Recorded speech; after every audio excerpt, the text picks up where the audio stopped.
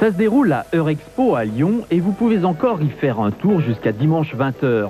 Le Salon de Lyon, c'est aujourd'hui en dehors de Paris un des principaux salons de France avec une surface de 39 000 m², 108 exposants dont la présence officielle des importateurs et des constructeurs. Principal intérêt, il permet au public français de découvrir la plupart des nouveautés présentées quelques semaines auparavant à Francfort, sans oublier une piste 4x4 d'essai et des animations de sécurité routière pour les enfants. Bref, autant de bonnes raisons pour se balader avec nous dans les allées de ce salon.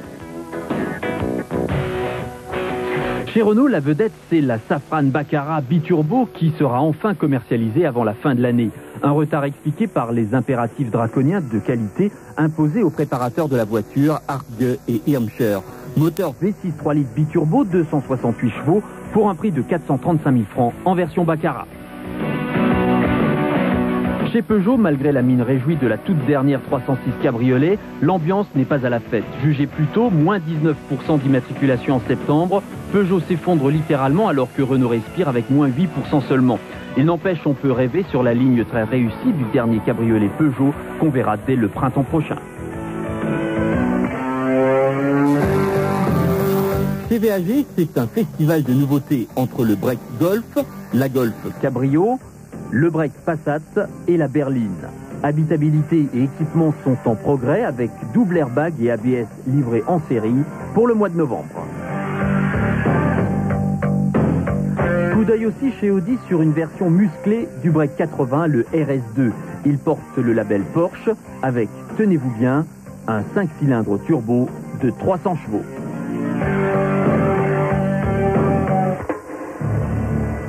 Chez Mitsubishi, on aime les grands espaces américains avec le L200 Double Cab, puisque la mode des pick-up envahit le marché français. Tout chrome dehors, le dernier Mitsu est attendu pour le premier semestre 94.